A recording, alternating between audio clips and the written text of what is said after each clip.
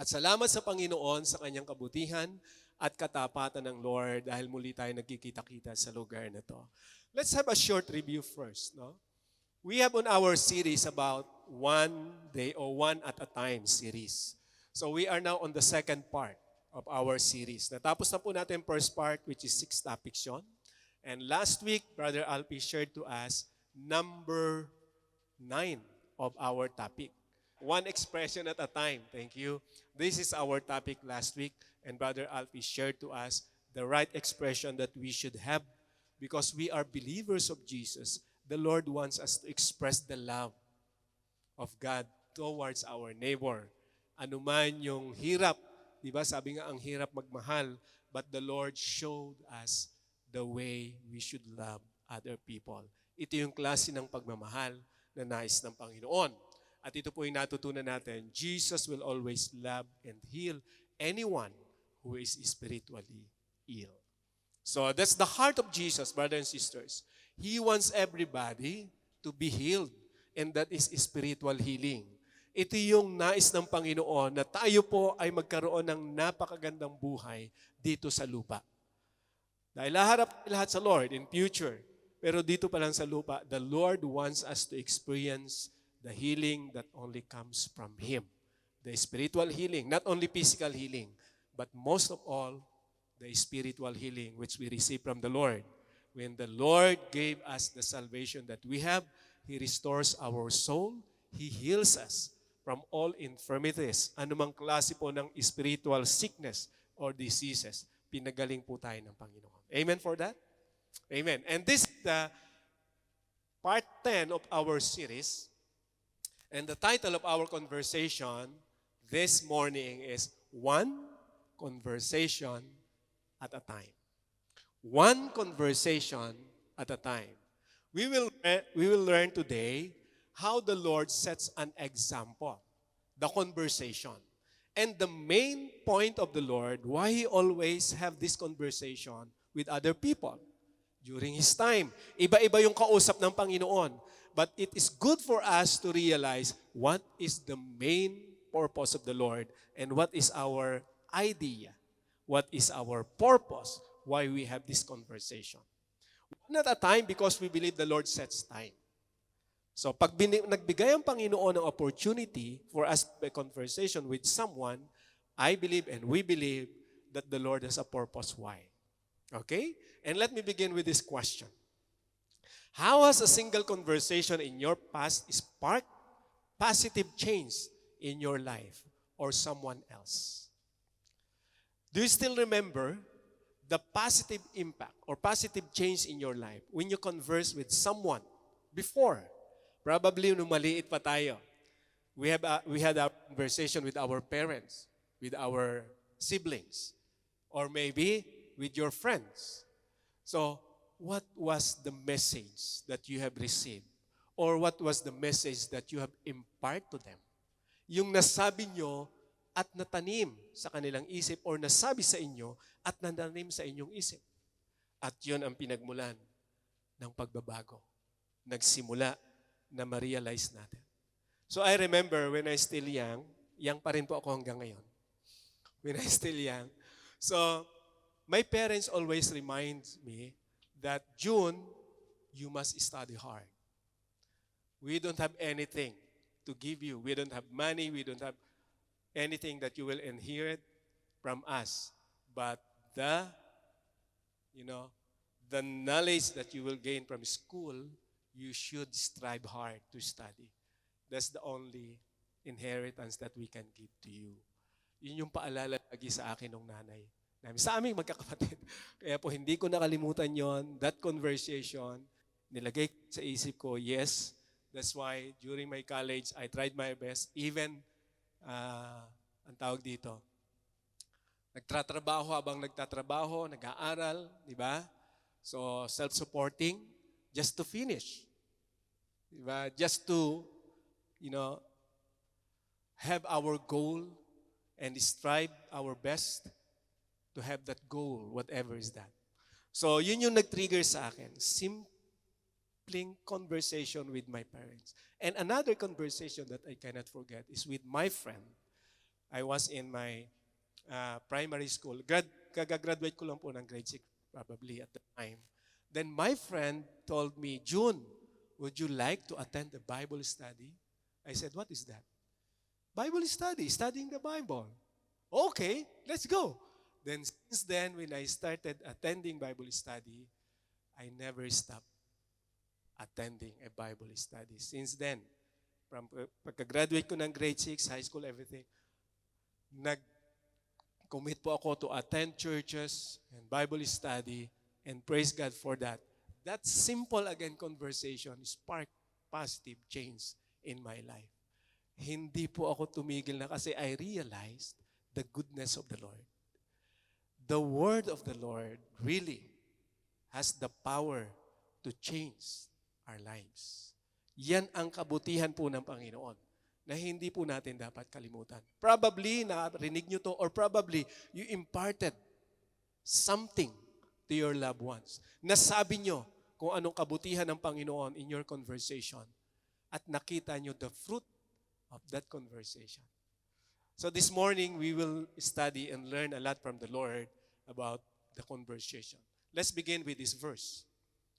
John chapter 4, 29 to 30.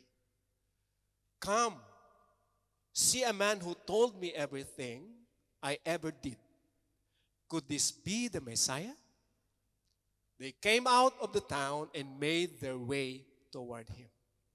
So if you're familiar in John chapter 4, it was a conversation with Jesus and the Samaritan woman. And this verse is the time when the Samaritan woman went back to his place where her friends and neighbor was there, and he or she invited their friends. Kaya ang sabi po niya, come, see a man who told me everything I ever did. Look at this statement. A simple statement. A simple invitation. But we can learn from these chapters the impact of this invitation to the lives of many. Minsan sa buhay natin, probably nangyayari po yan. Simple invitation from your friend. Friend, why don't you come to church? So friend, why don't we pray? Diba? Just a short prayer. An invitation that has an impact to our loved ones probably, or to our neighbor, to our friends, because our intention is to bring them to Jesus. That's the idea of this woman who talked to Jesus and learned from the Lord. If there's one thing that I want you to remember for the things that we are going to learn this morning is this. God uses ordinary conversations to orchestrate extraordinary transformations. God uses ordinary conversations to orchestrate extraordinary transformation. I believe personally, mga kapatid, for the Lord, if there's a willingness for us to be used by Him in a simple conversation like this, I think for God, there's no simple conversation that we can make towards people. Because I believe that the Holy Spirit has this, power to transform the lives of that person. Hindi lamang po tayo, even yung mga tao na nakakausap natin, because we give them the right message. And that's how the Samaritan woman that we're going to study, not only the Samaritan woman, but other character in the Bible, how their lives transform because of their conversation with Jesus. Okay, let's begin first with this background. So this is the settings where the Pharisees approaches Jesus during nighttime. And this is the background of Matthew chapter 4. Move back to John chapter 4. Move back to John chapter 3. This is the story of Nicodemus. So majority of us, or maybe all of us, are familiar with Nicodemus. But let me read the conversation. Now there was a Pharisee, a man named Nicodemus, who was a member of the Jewish ruling council. He came to Jesus at night and said, Rabbi, means teacher, we know that you are a teacher who has come from God. For no one could perform the signs you are doing if God were not with him. So look at the approach of Nicodemus. Si Nicodemus yung nag-approach, no? So at the time, based from John, it was nighttime. Medyo madilim na yung lugar. And we don't know what is the reason of Nicodemus. Why this timing, or why Nicodemus choose this timing? So some, commentary said that maybe Nicodemus doesn't want to be exposed with his Pharisees. Kasi nung araw po kasi pagka Pharisee, they are not fan of Jesus. Galit nga sila sa Lord eh. Hindi sila naniniwala sa Panginoong Jesus. Okay, the Pharisee. Nicodemus is one of the Pharisees, member of the Sanhedrin. And it is good for Nicodemus to have a conversation with Jesus. So when he approached Jesus, this is only the introduction of Nicodemus. The word that comes from Nicodemus is just an introduction telling who Jesus is.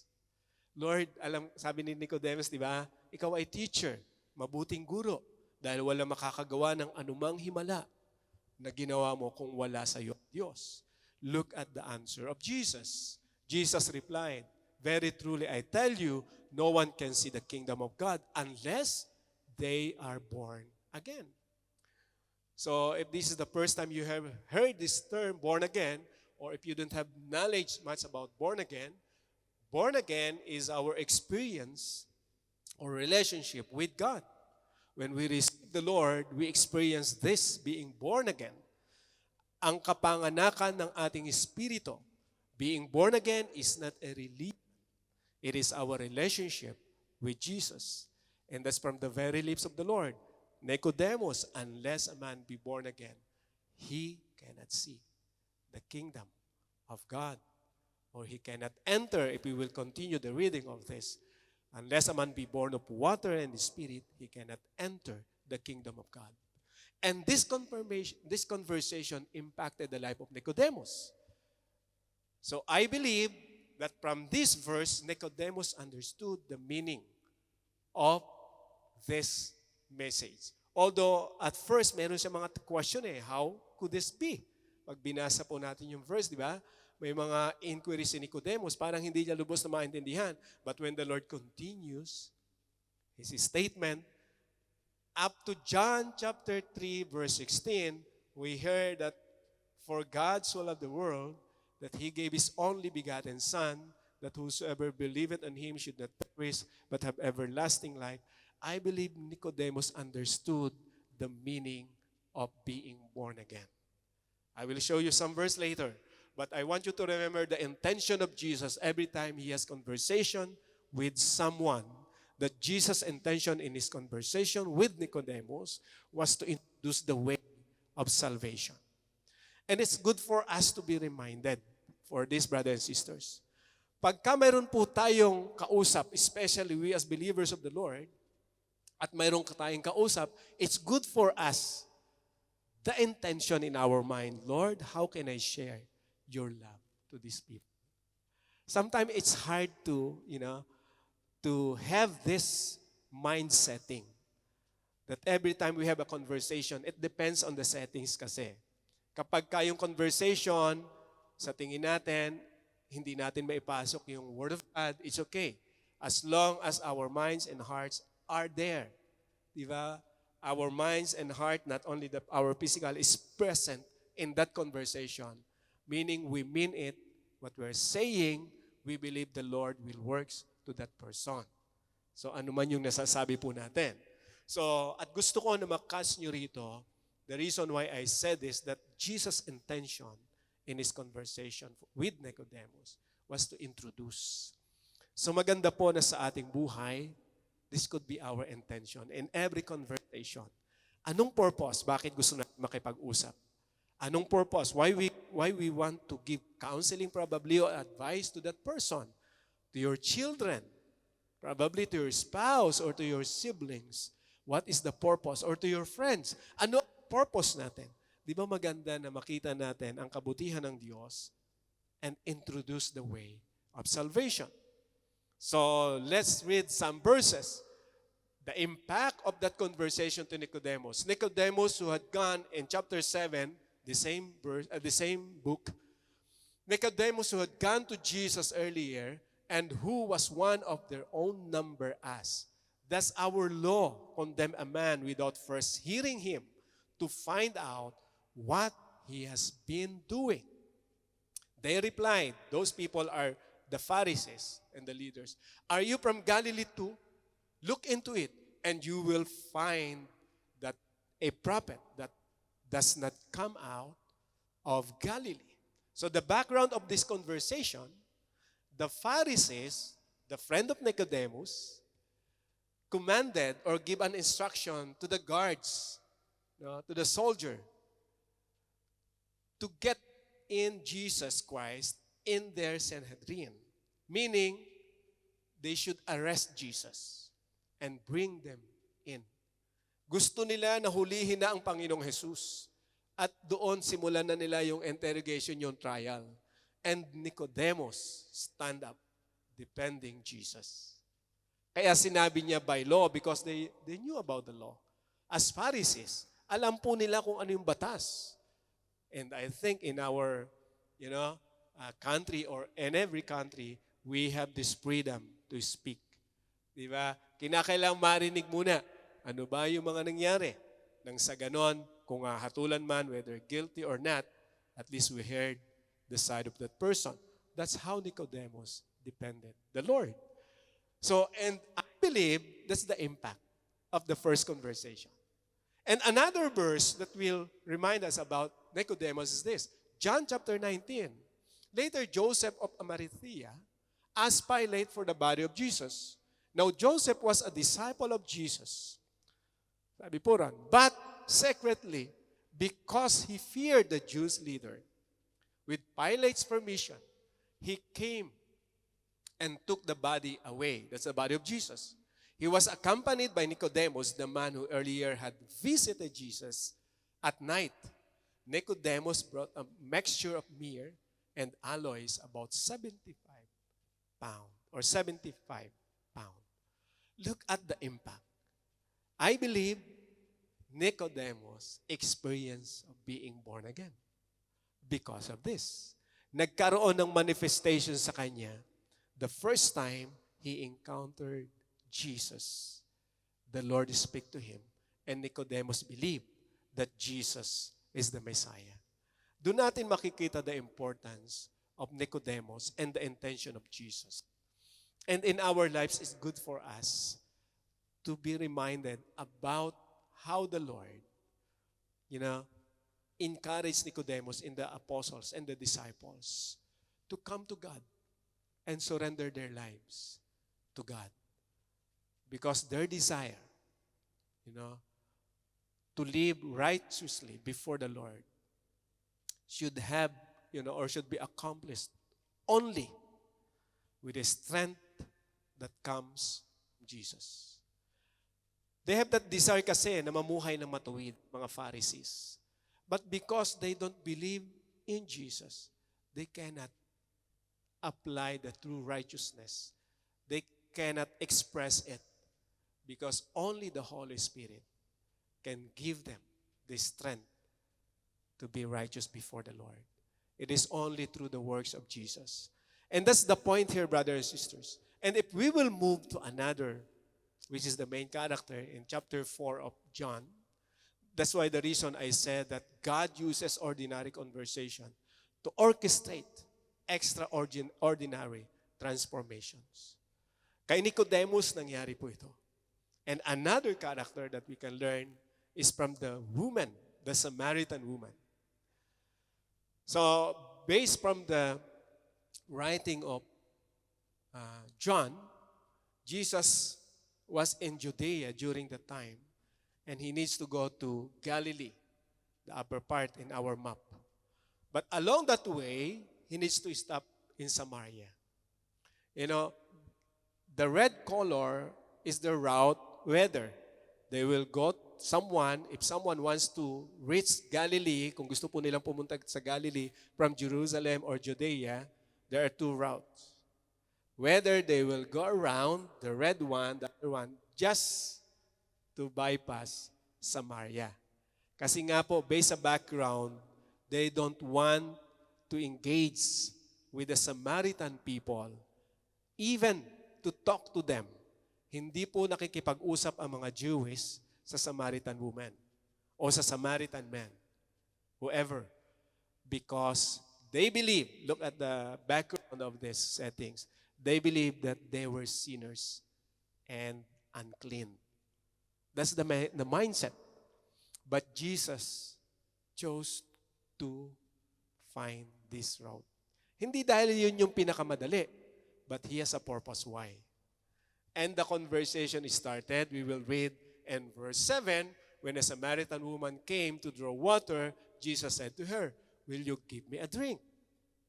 And if we will read the preceding verses, the Samaritan woman amazed. Nagtataka siya, bakit kinakausap siya ng isang Hudyo? Alam nila na hindi dapat nakikipag-usap ang Hudyo sa isang Samaritan woman o sa kanino mang Samaritan. But Jesus has a purpose why. And the conversation, Jesus introduced to the Samaritan woman the living water that comes from Him. Jesus started with a communication with that literal water. Meron ka bang tubig? Pwede ba ako makainom? Di ba?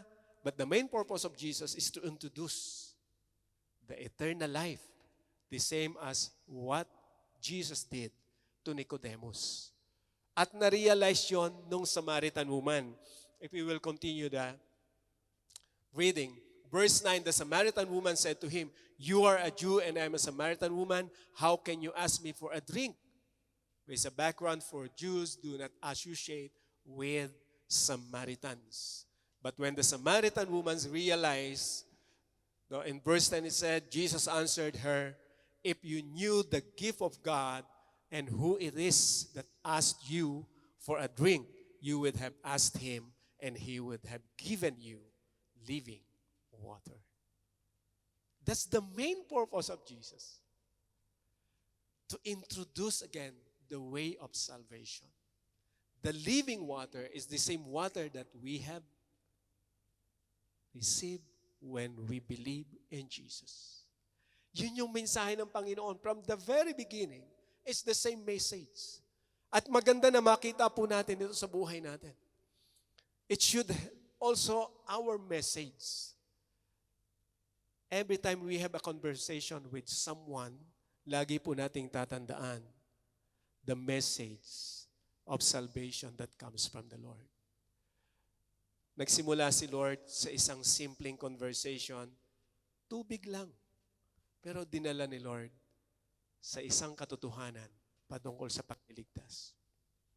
Minsan sa buhay po natin, probably the Lord will use us.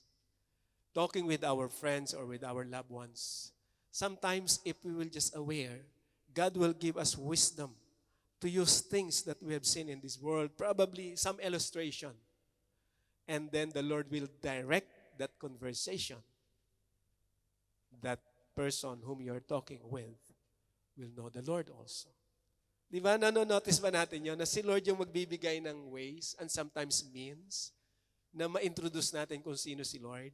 Magugulat ka na lang, wow, this is what I'm praying for. And then the Lord will show you His goodness.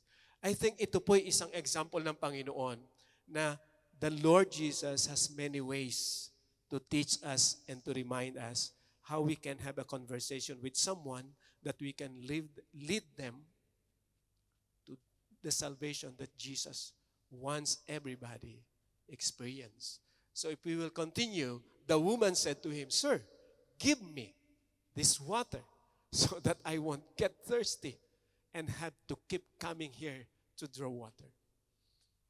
At the mindset now of the Samaritan woman, he wants to experience that eternal life, the living water that Jesus is talking about here, or in these verses. Bigyan mo ako, Lord, o bigyan mo ako, Sir, nung klase ng tubig na sinasabi mo, para hindi na ako mapagod, pabalik-balik. Can you imagine that mindset? So, nagkaroon na ng idea yung Samaritan woman, wow, this person is not an ordinary person. In fact, if we will read, this chapter, the Samaritan woman realized that Jesus is not just an ordinary people, but Jesus is a prophet. There was a conversation when the Samaritan woman said, "Sir, it seems that you are a prophet." Because in this, and then the Samaritan woman started to mention to Jesus, in this mountain, our ancestor Jacob told us, di ba, that we will worship our God in this mountain. Nagsimula na maalala ng Samaritan woman yung kanya pong knowledge about God. And this is, I want us to understand. Many people, they have knowledge about God, but they don't know really who is God really is, whom they are probably worshiping. Mayroon silang Diyos na sinasamba, pero hindi nila lubos na kilala kung sino yung Diyos na kanilang sinasamba. And that's the reason why the Lord enlightened us and introduced to us who Jesus really is, so that we may know and we may worship the Lord in a biblical manner of worship. Isang pagsamba na naayon sa Bible. Kaya sinabi ni Lord sa Samaritan woman, today, the Father will be worshipped in spirit and in truth. Not only in that place or in the temple or wherever, but wherever we are, Jesus reminded the Samaritan woman, you can worship God. And that conversation changed the lives of the woman. Nagbago po ang buhay nitong woman ito. Kaya nasabi ko, Jesus' intention in his conversation with the Samaritan woman was to introduce the way of salvation. It's the same intention of Jesus with Nicodemus. At yun po yung gusto kong makita natin sa buhay po natin ngayon. What is our intention every time we have a conversation with our friends? Right? What is our intention? If we will continue, what is the reaction of the woman?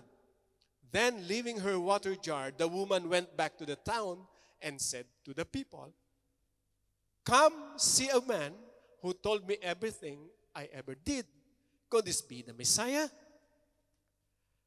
So he encouraged now his fellow Samaritans to meet Jesus.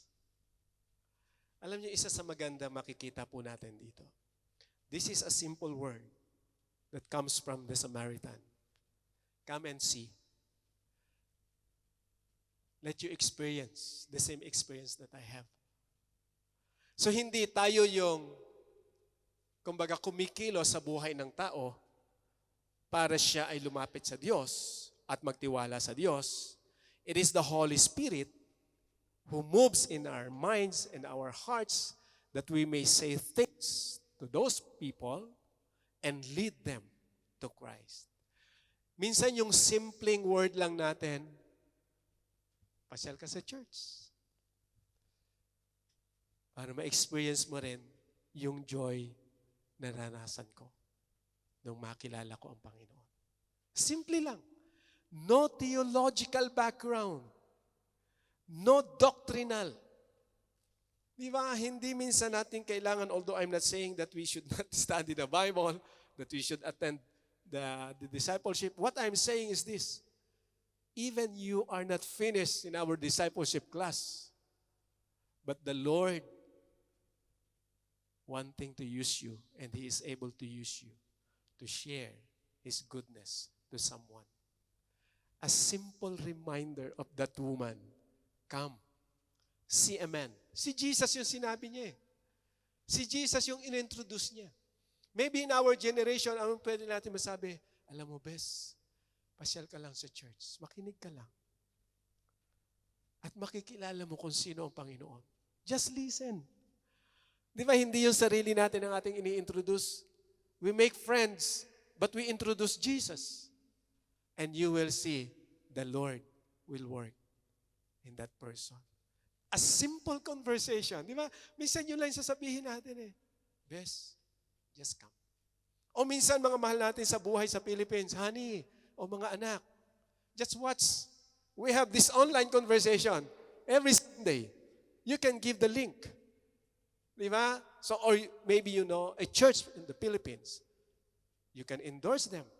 Anak, honey, punta kayo sa church. Makinig lang kayo. Hindi nyo kinakailangan magpa-member. Hindi nyo kinakailangan na, kumbaga, ay maging active agad. Di ba? Just listen. And then you will see how the Lord will move. Like what He did to the Samaritans. Many of the Samaritans from the town believed in Him because of the woman's testimony. He told me everything I ever did. That's the only word that comes from the Samaritan woman. He told me everything I ever did. Could this be the Messiah? Maybe na-intrigue yung mga Samaritans. Wow. Bago to. Okay, let's go. Naniwala po sila when they met the Lord.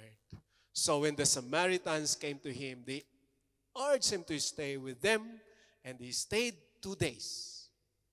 And because of His word, or words, many more became believers. Wow. A simple invitation, a simple conversation converts many Samaritans to Jesus, to Christianity. Di ba napakagandang isipin? Na kung isa ka sa gamitin ng Panginoon sa mga kaibigan mo habang narito sa Hong Kong nagtatrabaho, grabe yung problema sa amo. So many difficulties in their lives. But one time you remind her or him, why don't you come to church? Why don't you trust Jesus? And then when he started listening to the word, trusting Jesus, the Lord changed their lives. Your word impacted to the lives of that person. At hindi mo alam, in future, maaaring isa siya sa gagamitin ng Panginoon. Para ang salita ng Panginoon lumaganap din. Yun ang kapangyarihan ng Diyos eh. That's why we cannot limit Him. Look at the preceding verse. They said to the woman, we no longer believe just because of what you said. Now, we have heard for ourselves and we know that this man really is the Savior of the world. Wow. We should come to this point that personally we realize that Jesus is the Savior of the world. Then and only then, we can live according to His will. Hindi na dahil sa atin. Look at the statement. Yung dinala natin sa church, nagpatuloy siya hindi dahil sa atin. They continued believing Christ not because of us anymore. Yes, we are part. But meaning, if the Lord will brought you somewhere in the world, in the Philippines, in Canada, in Europe, the person whom you brought here, or here in this place, will continue to believe in the Lord. Why? Because his or her focus now is in Jesus. Sa Panginoon na siya nakatingin, hindi na sa tao, hindi na sa atin. Tayo instrument lang ng Panginoon. Kaya kahit wala ka, pupuntahin sa church. Right? Why? Because she is now focused to Jesus. Minsan nga, ikaw pa yung i-remind. Yung nag-invite siya na yung i-remind. Minsan ganun eh. Ate, punta na kami sa church. Ako, bisa. Hindi, ate, tara na. So, tayo na yung na-encourage ng mga tao na in-encourage natin once. And I believe, mga kapatid, sometimes, because it's normal for our Christian life, sometimes when you're down, problematic, those person whom you encouraged before will be used by the Lord to encourage you then. Yung pinagpe-pray mo before, na hindi mo akalain, na yun ang gagamitin sa iyo ng Panginoon. Para ma-remind ka ni Lord how faithful He is. Ganun po ang Panginoon eh. Pinatunayan ng Panginoon sa atin yung mga nanampalataya sa Lord. Kaya napakabuti po ng Panginoon, mga kapatid.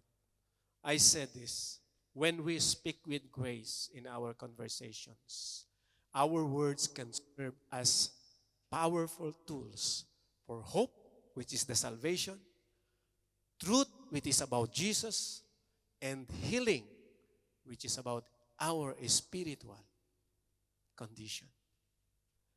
The Lord wants to use us. Yun po yung point ko rito.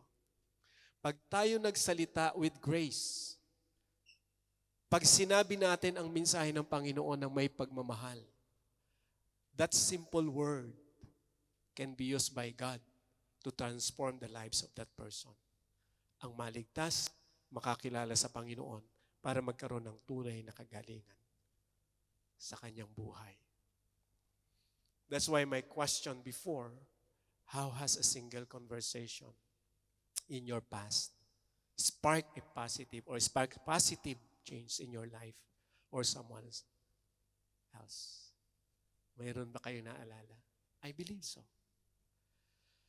Marahil kayo yung pinagsabihan, napaalahanan, or kayo yung paalala. Just remember those days, mga kapatid. Just go back those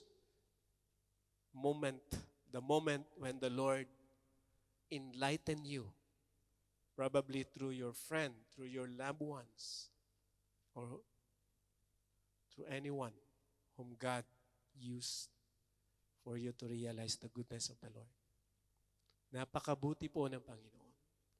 That's why I said this, God uses ordinary conversation to orchestrate extraordinary transformations.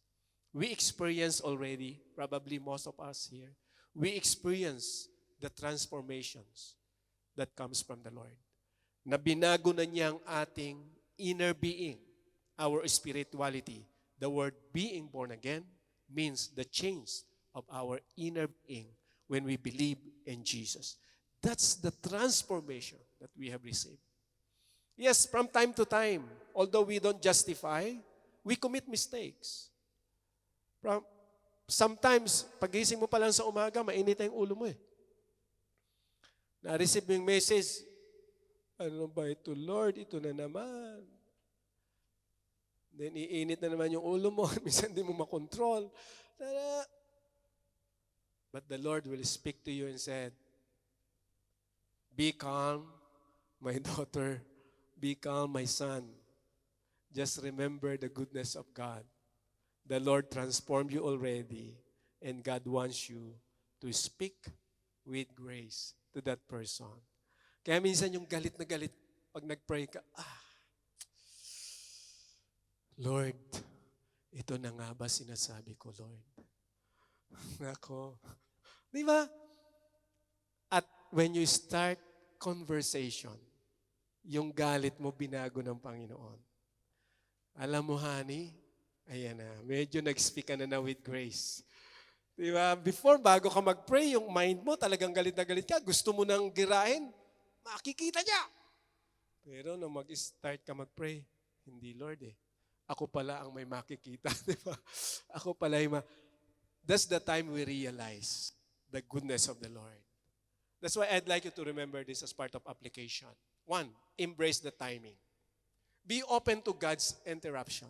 Meaning, when we encounter problems sometimes, we have this in mind to do things based on our own.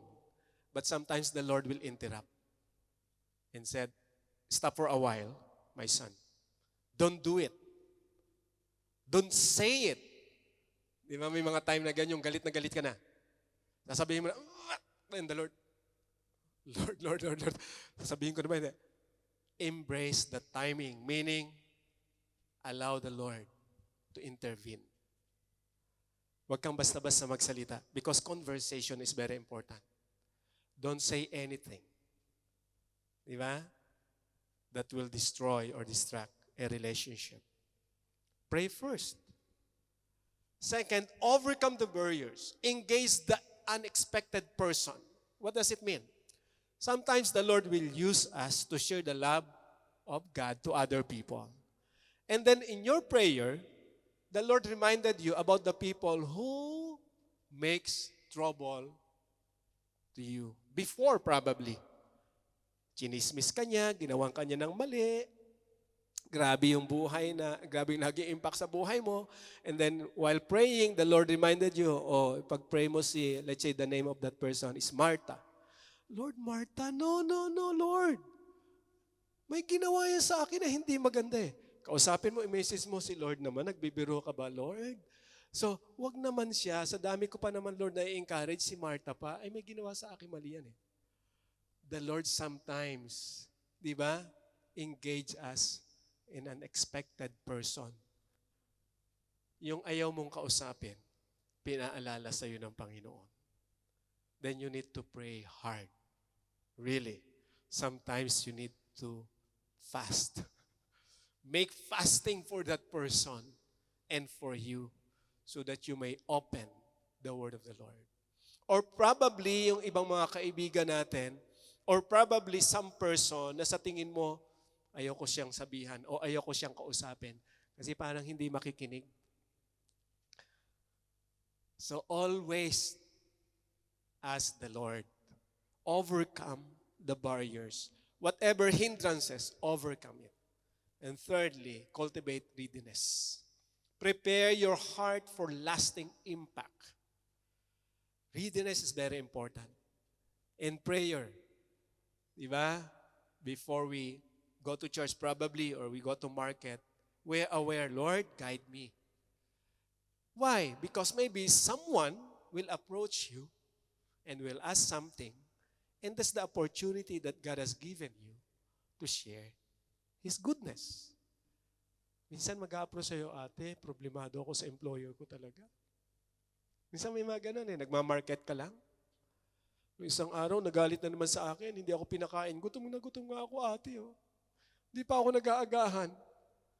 So, di ba, kung ikaw naman, you are aware, Lord, awang-awa ka. O sige, tara, mag-McDonald's muna tayo. Di ba, no one knows. Kasi binigyan ka ni Lord ng extra eh. Awa ka, Lord, pakainin ko na lang to kasi hindi pa nag-aagahan eh. Alam naman, hindi mo lang invite sa pagkain. O di kaya Jollibee. Lord, 100 na lang yung allowance ko. Kasya ba to? The Lord will provide. Ang lakas ng faith mo, di ba? Let's go to Jollibee. O pagdating mo ron, another friend, kapatiran, nilibre ko na kayo. Di ba? So we don't know how the Lord will move. Ang mahalaga lang dito, the readiness. Always be ready, mga kapatid. In a simple conversation. Remember, the Lord will use that simple conversation. The Lord will orchestrate, di ba, to make it an extraordinary transformations to the life of that person. Marami pong bagay na pwedeng patunayan ng Panginoon.